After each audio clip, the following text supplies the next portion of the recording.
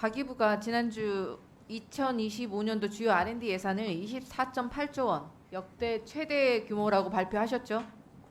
주요 R&D 그렇습니다. 네. 장관님, 지난해 국가과학기술자문회의가 의결하고 국회가 확정한 주요 R&D 예산 24.7조 원 맞습니까? 지난해요? 네. 지난해가 아니고 23년도. 23년도. 네. 시설비 이런 조건 붙이지 마시고 예, 24.7조 원. 예, 예. 네네.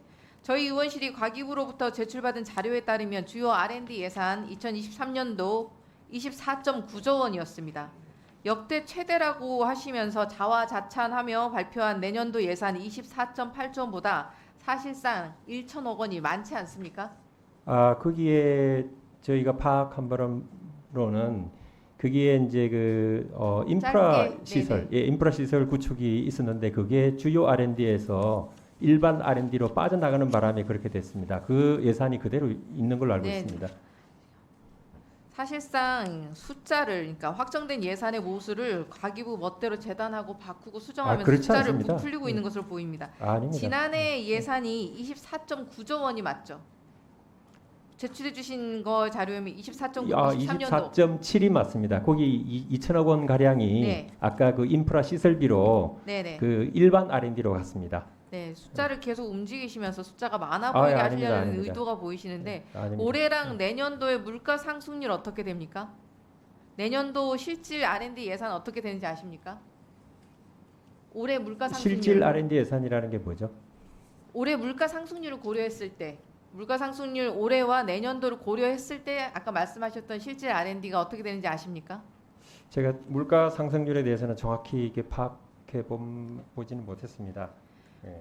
과기부 올해 물가 상승률은 2.6%, 내년도 2.1% 정도로 전망되고 있습니다.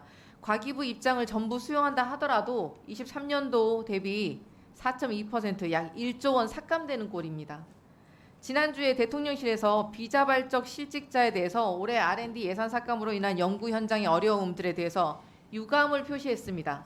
대통령실이 사실상 R&D 정책 실패했다고, 실패 인정했다고 생각하는데요. 장관님 어떻게 생각하십니까? R&D 정책 실패 인정하십니까?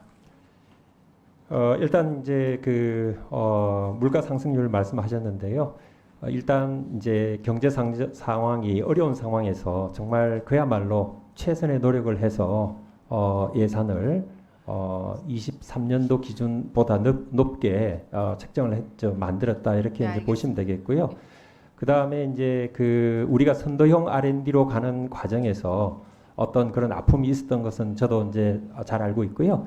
말씀드린 대로 정말 그 체질 개선을 해서 제대로 제도도 개선하고 그 제도 개선된 상태에서 예산을 정액해서 정말 현장에 계신 분들이 바뀌었구나 체감할 수 있도록 만들었다.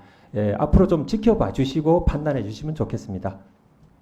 윤석열 대통령이 지난해 R&D 카르텔 타파 지시한 뒤로 예산이 끊겨서 중단된 R&D 사업 규모가 최소 1,100억 원에 달하는 것으로 확인이 되고 있고 연구가 끝나지 않은 상태로 계속 과제를 강제 종료시킴으로써 1,000억 원이 넘는 예산이 매몰 비용으로 날렸다는 지적이 나오고 있습니다.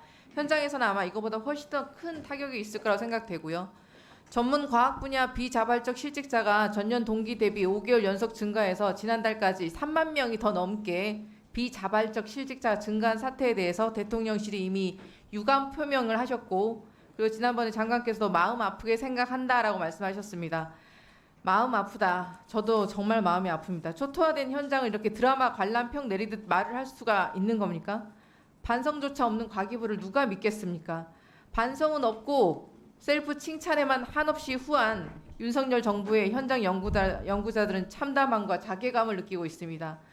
시급히 R&D 추경이라도 해서 긴급 자금 수혈을 해서 뿌리까지 말라가는 과기계 지켜야 한다고 생각하는데 동의하십니까? 예, 의원님 먼저 말씀하신 것 중에 대통령께서 이제 R&D 카르텔이라고 말씀하셨다고 하는데 그렇게 말씀을 하시지 않으셨고요.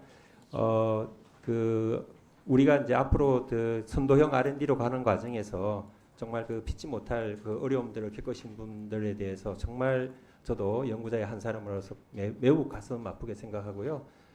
어쨌든 비자발적 실직자에 대해서는 데이터를 조금 더 분석을 정밀하게 해볼 필요가 있다 그렇게 생각을 합니다. 어쨌든 앞으로 뭐 그런 그 실직자들이 가능한 한 생기지 않도록 우리가 이제 잘 살펴봐야 된다 생각합니다. 최근 기재부가 세수 결선 규모 계산한 결과가 나온 걸 보니까 최소 10조 원 세수 펑크가 이미 났고 최대 20조 원까지 결손이 우려된다고 합니다. 20조 원이라니 참 익숙한 숫자입니다. 과기부가 역대 최대라고 자화자찬하면서 내년도 주요 R&D 예산이라고 말했던 그 숫자하고 거의 근접하는 숫자 아닙니까? 부자 감세, 무능한 경제 정책만 없었어도 R&D 예산 더 많이 증액할 수 있었다고 보는데 동의하십니까? 뭐 여러 이제 그 정책적인 판단이 있어서 뭐 그렇게 한 걸로 알고 있고요. 그런데 이제 어쨌든 중요한 것은 의원님 말씀하신 대로 굉장히 이제 세수 결손으로 어려운 상황에서도 불구하고 정말 그 열심히 뛰었습니다. 열심히 뛰어서 정말 그렇게 2023년 이후를 이거 이상의 예산으로 올리기 위해서 굉장히 노력했다 이렇게 좀 봐주시면 좋겠습니다. 네, 알겠습니다. 네. 태도가 본질입니다. 사과조차 하지 않겠다는 장관의 답변이 윤석열 정부가 과기계와 R&D를 바라보는 본질이고 그렇게 윤석열 정부는 대한민국 미래 토양을 망가뜨린 원죄를 씻을 수 없게 될 것이라는 점을 명심하시기 바랍니다.